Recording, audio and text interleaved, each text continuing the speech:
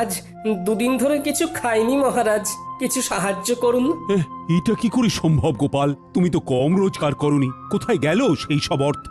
বিশ্বাস করুন মহারাজ, কিভাবে যেন সব অর্থ আমার কাছ থেকে চলে গেল। ও গোপালকে এই অবস্থায় যে দেখবো সেটা ভাবতেও পারিনি।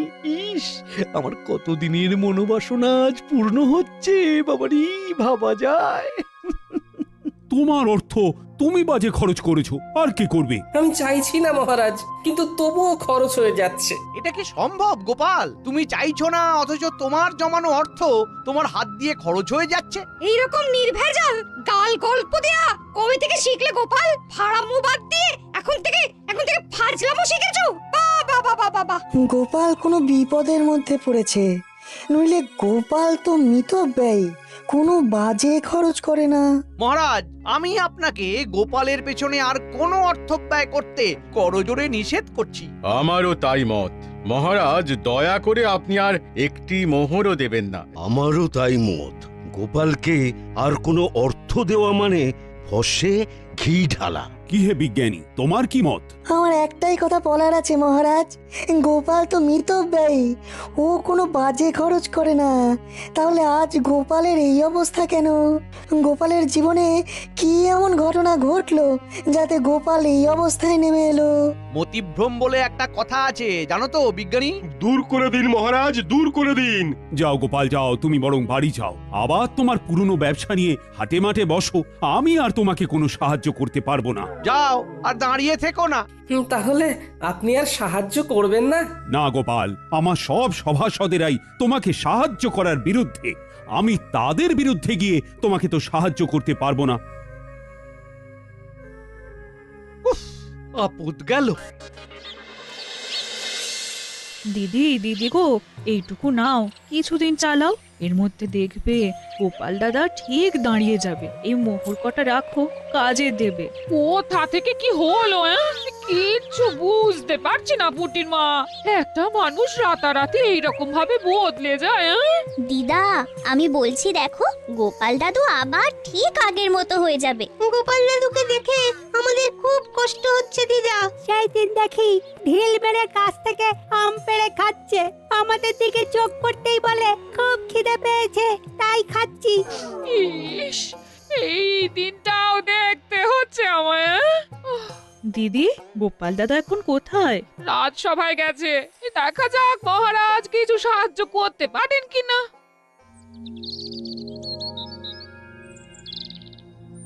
আমি একদম একা হয়ে গেলাম। কে বলে তুমি একা? এই তো আমি আছি না। দুঃখ দুঃখ থাকতে তোমার কিসের ভয়? তাই তো, তুমি থাকতে আমার আর ভয় কি? নাও, আর কোথায় টেনে নামাবে নামাও। এই তো সব সময় মিথ্যে বলছো। আমি শুধু তোমাকে টেনে নামাচ্ছি, হ্যাঁ, কাজের খবর দিচ্ছি না। ওই তো কাজের খবর আসছে, ওই বটা আর ঘটা তোমাকে কাজ দেবে। কি গোপাল, তুই আমার নাম ধরে ডাকছিস? নাম ধরে ডাকছে বলে কি এমন মহাভারত অশুদ্ধ হচ্ছে শুনি? হ্যাঁ, শোনো, সেই দিন গেছে, হ্যাঁ, আর তুমি এখন একটা সাধারণ লোক। তোমার সম্মান প্রতিপত্তি সব চলে গেছে, দয়ায় বেঁচে আছো। একটা কাজ করবে, আমাদের বাড়ির চারপাশটায় কাল ভালো করে জঙ্গল সাফ করে দিলে 2টো মোহর পাবে। বলো করবে কিনা বলো? বলে দাও করবে। করব। তাহলে কাল সকালে ভোর ভোর চলে এসো, খাবার নিয়ে আসবে, খোরাকি দিতে পারবো না। কি গোপাল, ঠিক আছে তো? এই কাজটা ভালো করে করলে তোমাকে আবার একটা কাজ দেব, ঠিক আছে?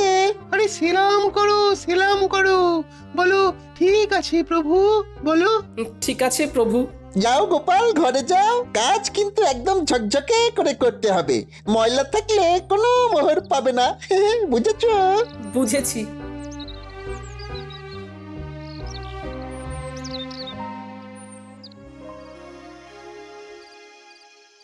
মহারাজ, এ কি শুনছি? কি শুনলে তুমি যে এত উত্তেজিত হয়ে আমার কাছে এলে? দাসীর মুখে শুনলাম গোপাল নাকি আপনার কাছে এসেছিল সাহায্যের জন্য। হ্যাঁ এসেছিল, আমি সাহায্য করিনি, কারণ আমার সভাসদেরা সবাই গোপালকে সাহায্য দেবার বিপক্ষে ছিল। গোপালের এই ভাগ্য বিপর্যয়ে আপনি ওর পাশে দাঁড়ালেন না মহারাজ, অথচ আপনার যখন বিপদ ঘটেছে তখন গোপাল সবটুকু দিয়ে আপনাকে সাহায্য করেছে। ও তার জন্য বেতন পেয়েছে, আর বেতনের বিনিময়ে ও কাজ করেছে। বাহ, খুব ভালো বলেছেন মহারাজ, খুব ভালো। আমি ঈশ্বরের কাছে প্রার্থনা করব যে আর কোনোভাবেই যেন গোপালের সাহায্য আপনার না লাগে। এতদিনে একটা ঠিকঠাক কাজ হয়েছে। ওহো, তোমার তুলনা নেই রাজ্যতীশী, তোমার তুলনা নেই। জ্যোতিষ মতে গোপালের এখন 7.5 চলছে, মানে কায়দা করে ওর জীবনে দুঃখটাকে এনে দিতে হবে। এ এখন লম্বা চলবে, লম্বা চলবে। কৃষ্ণনগরে গোপালের সম্মান নষ্ট হবে। কতজন কত চেষ্টা করেছে, কিন্তু তুমি যা করেছো তা আমি কোনোদিনও ভুলবো না। এবার আপনি আমাকে দেখবেন, আমি আপনাকে দেখেছি। গোপালকে চিরকালের মতো সরিয়ে দিয়েছি। এবার মহারাজ একা হয়ে গেছে, তখন গোপাল ছিল, এখন গোপাল নেই। এখন দুহাতে লুটে পুটে খাবো, কেউ বলার নেই। চলো বাজারে যাই, মোহর দ্বিগুণ করে আসি। বাজারে এত রাতে? আরে রাতের বাজারই তো আসল বাজার। চলো একটা মোহর নিয়ে চলো। বাজারে আবার এসব হয় নাকি? আরে বাজারে একটা জায়গা আছে, সেখানে একটা কল আছে। একটা মোহর দিলে তোমার ভাগ্যে যদি থাকে তাহলে ওই একটা মোহর থেকে 500 মোহর হাতে চলে আসবে। এই একটা কল, নাম হলো গেড়া কল। সত্যি বলছো? আমি তোমাকে কেন মিথ্যে বলবো বলো? হ্যাঁ, কিন্তু আমার কাছে তো কিছু নেই গো দুঃখু। চলো চলো হেসেলে চলো, তোমার গিন্নি কয়েকটা মোহর পেয়েছে, ওই পুটির মা দিয়ে গেছে। তোমার গিন্নি এখন নেই, এই সুযোগ। চলো মোহরগুলো নিয়ে নাও, তোমাকে ধনী মানুষ হতে হবে। বলছো? তাহলে চলো। কোথায় রেখেছে? কুলুঙ্গিতে একটা ঘটির মধ্যে রাখা আছে।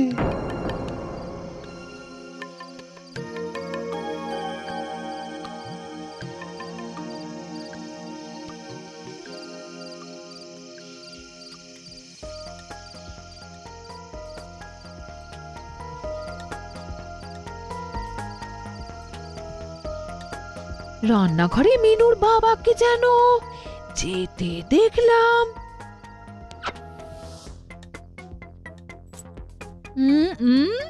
দেখি তো এখন রান্নাঘরে গিয়ে কি করছে, দেখি দেখি। হ্যাঁ,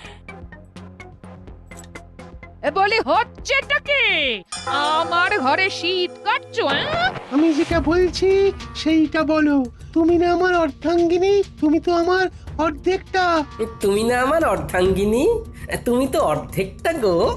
থামো থামো, আমি কোথায় খাবার জোগাড় করতে হিমশিম কাটছি আর তুমি আমার সঞ্চয় শীত কাটছো? শোনো, আমি হলাম গিয়ে তোমার গিন্নি, আমাকে ভুজুং ভাজুং দেওয়া অত সহজ নয়। দেখি দেখি দেখি। গিন্নি, এইভাবে কেউ পরনের কাপড় নিয়ে টানাটানি করে? আমি তো বিকচ্ছ হয়ে যাব, আমার কাছা খুলে যাবে গিন্নি। আমার চোখকে ফাঁকি দেওয়া? ওরে বাবা, কি দজ্জাল গিন্নি গো তোমার! ট্যাঙ্ক থেকে ঠিক বার করে নিল। দুঃখু, আমি কি বলেছিলাম? এখান থেকে চলো এখন। হ্যাঁ হ্যাঁ হ্যাঁ, চলো চলো, আমার এই সব একদম ভালো লাগে না। চলো চলো বাইরে চলো। বলি কোথায় যাওয়া হচ্ছে শুনি? বলো যেদিকে দু চোখ যায়। যেদিকে দু চোখ যায়? চলো, ছোট ছোট ছোট ছোট। এই শোনো শোনো বলছি। যা, এই চলে গেল। এ আমার কি সর্বনাশ হলো! কি হলো গোপাল বউ? গোপাল এরকম ঊর্ধ্বশ্বাসে ছুটে কোথায় গেল? আমার কপাল পুড়েছে, কি যে হলো বুঝতে পারছি না। ভালো মানুষটা যে এরকম কিভাবে বিগড়ে যাবে সেটা ভাবতে পারিনি। দেখো গোপাল বউ, দুঃখ করো না, আমরা সবাই আছি সাথে। জড়িয়ে আছি হাতে হাতে। গোপাল আবার তুলবে মাথা, যেন বৃথা হবে না আমার কথা।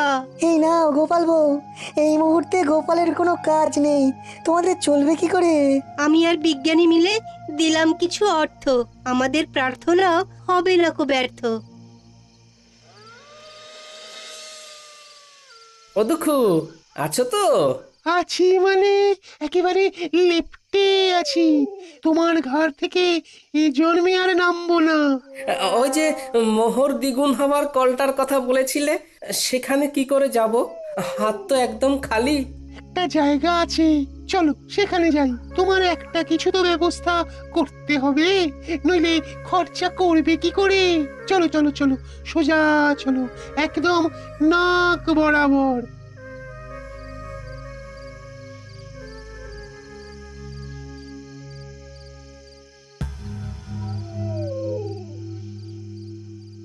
কি হলো? তখন থেকে দেখছি নিজে নিজে ফিক ফিক করে হাসছো। কি হয়েছে? কি হয়েছে? এতদিনে শিখে ছিঁড়েছে। গোপাল বিদায় হয়েছে চিরতরে। এই গোপাল চিরতরে বিদায়? কি করে কি করে? কালো জাদু জানো? জাদু? জাদু আবার সাদা কালো হয় নাকি? কথাটা আবার পাঁচকান করো না। একটা পাতি লেবুর মধ্যে মন্ত্র পড়ে দুঃখকে জাদুর সাহায্যে ঢুকিয়ে রেখেছিল আমাদের রাজ্যতীষী। তারপর তারপর তারপর সেই দিন রাতে আমি আর রাজ্যতীষী ওই লেবুটাকে নিয়ে গেলাম বটা ঘটার কাছে। ঘটার বটা, এই লেবুটা গোপালের বাড়ির দোরগোড়ায় রেখে দাও। গোপালের পায়ের চাপে যেই লেবুটা ফাটবে, অমনি ওই লেবু থেকে দুঃখ গিয়ে গোপালের ঘাড়ে চাপবে। ব্যাস, গোপাল দুঃখের কোপে পড়ে সবকিছু হারাবে। 1 মাসের মধ্যে গোপাল একেবারে পথের ভিখারি হয়ে যাবে। এসব সত্যি ঘটবে তো, না আগের মতো সব ভুলভাল হবে? আমার কালো জাদুবিদ্যাকে অবিশ্বাস করো না, কাজটা করেই দেখো না, মজা পাবে। রাজকর্মচারী যদি হতে চাস তাহলে আমরা যেভাবে বলছি সেইভাবে কাজ কর। ঠিক আছে, দিন। এবার চলো, আজ রাতের মধ্যেই এটা করতে হবে। খুব ভালো সময়, আজকের পরে আবার 6 মাস পরে এই তিথি আসবে, সুতরাং বুঝতেই পারছো। পারছি। তাহলে এক্ষুনি চল, আমাদের চোখের সামনেই ঘটনাটা ঘটুক। চলুন তাহলে। তারপর তারপর হ্যাঁ, তারপর সেই অমাবস্যার রাতে আমরা 4 জন গোপালের বাড়ির কাছে এসে দাঁড়ালাম। ঠিক এই জায়গাটাতেই লেবুটা রাখো। হ্যাঁ, এখানে এখানে। সেটা না হয় রাখলাম। গোপাল দাদা না এলে তো হবে না। আরে আমরা এসেছি কি করতে? ওকে দেখে বাইরে বার করব, তোমরা দেখে যাও খালি খেলাটা। তোরা তোদের কাজটা কর, নে নে রেখে আয়। রেখে এসে লুকিয়ে পড়ো। মন্ত্রীমশাই আপনিও লুকিয়ে পড়ুন। আর হ্যাঁ বটা, লম্ফটা আমার হাতে দিয়ে যা। এইখানে লেবুটা রাখলাম। গোপাল, ও গোপাল, একটু বাইরে এসো না। কে? আরে আমি রাজ্যতীষী। তোমার সাথে একটা খুব জরুরি প্রয়োজন আছে, একবার বাইরে এসো না গোপাল। ও বাবা, এত রাতে রাজ্যতীষী? আসছি।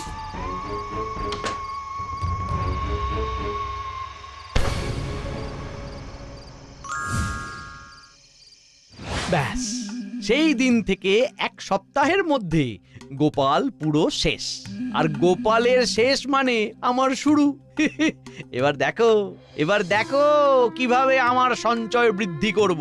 প্রথমেই তোমাকে 7 নলি একটা হার দেব, বুঝেছো? সত্যি বলছো?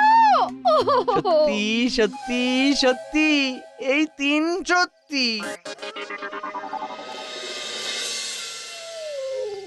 ওই দেখো গোপাল, একটা পাথর পড়ে আছে, দেখতে পাচ্ছো? অন্ধকারে কিছু দেখতে পাচ্ছি না, তুমি আমাকে নিয়ে চলো। এই যে এই পাথরটা, এই পাথরটাকে ঠেলো ঠেলো ঠেলো। এগুলো কি? গর্তের মধ্যে এগুলো কি? এগুলো সব তোমার। নতুন করে খরচা করতে শুরু করো। বস্তাটাকে তুলে নাও, নাও তুলে নাও। হ্যাঁ, তারপর রাতের বাজারে চলো। ওই গেঁড়া কলে মোহর দেবে, আর মোহর দ্বিগুণ হয়ে যাবে। সুযোগ এসেছে দুকুকে ঘাট থেকে নামানো। একটা সোনার মোহর গর্তে ফেলে দিই। কি গো গোপাল, হলো? এই রে দুঃখু ভাই, বস্তা থেকে একটা সোনার মোহর গর্তের মধ্যে পড়ে গেল। দুঃখু ভাই, গর্তের মধ্য থেকে সোনার মোহরটা তুলে দেবে? এ বাবা, ভালো করে ধরতেও পারো না। দাঁড়াও দাঁড়াও, দেখছি। উহ, কি শান্তি! অবশেষে দুঃখু নামলো ঘাট থেকে। এবার শান্তি শান্তি, মহা শান্তি।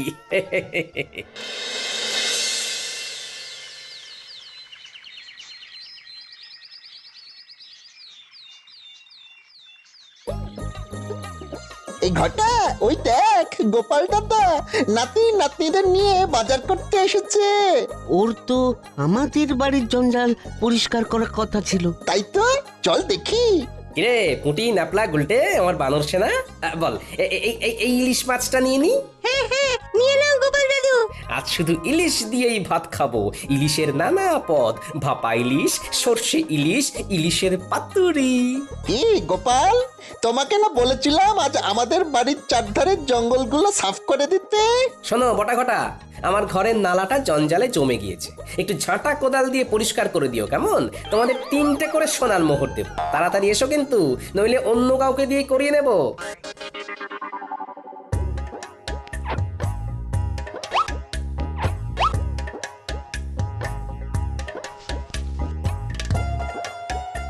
চল রে মানুষ না, আরো কত কি কেনার আছে। চল চল চল চল চল, মন্ত্রী মশাইকে খবর দিয়ে আসি। আয় আয় আয় আয় আয় কাকা, আয় বগা, আয় আয় আয় আয়। মন্ত্রী মশাই, কাকা বকা ছাড়ুন। ঘটনাটা যা ঘটার তা ঘটে গিয়েছে। কি হয়েছেটা কি? গোপাল ইলিশ মাছ কিনছে। কি হলো? এই হিসেবটা তো মিলছে না। তোরা ঠিক দেখেছিস তো? আগে কথা বলেছি।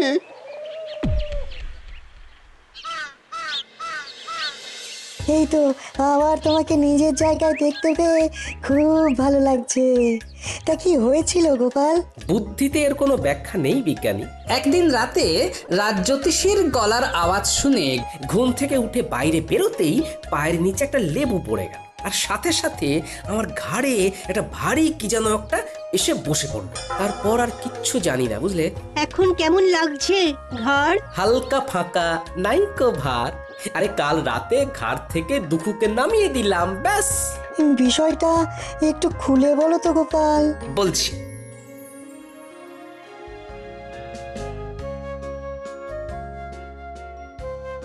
শুনেছেন মহারাজ, গোপাল আবার নিজের জায়গায় ফিরেছে। আমি গোপালের বাড়ি যাচ্ছি, আপনিও আসুন। দাঁড়াও দাঁড়াও দাঁড়াও, সকাল থেকে আমিও শুনছি, ব্যাপারটা কি জানতে হবে। চলো চলো, তোমার সাথে আমিও যাব। গোপালের কেনই বা ভাগ্য বিপর্যয় হলো, আর কি করেই বা সেখান থেকে সে বেরিয়ে এলো, এটা জানাটা খুব দরকার। চলুন।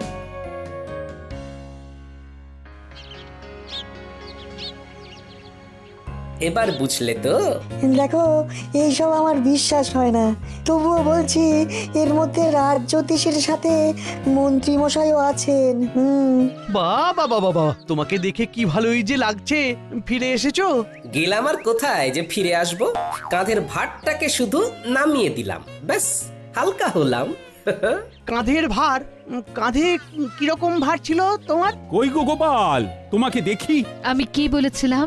গোপাল ঠিক নিজের জায়গা ফিরে পাবে। কি ব্যাপার হয়েছিল গোপাল, আমাকে বলো। কি আর বলবো মহারাজ, আমার ঘাড়ে বসেছিল দুঃখু। সে আমাকে সব বাজে রাস্তাগুলো দেখাচ্ছিল, আমাকে কপর দক্ষিণ করে দিয়েছিল। আমি এক্ষুনি গিয়ে আবার গর্ত থেকে দুঃখুকে বার করে দিচ্ছি। আমি একটু আসছি মহারাজ। একটা কাজের কথা মনে পড়ে গেল হঠাৎ, আসি।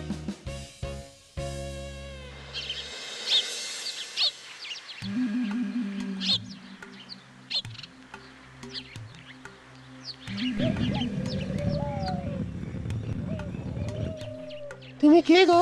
আমি এই রাজ্যের মন্ত্রী দুঃখু, আমার ভাই।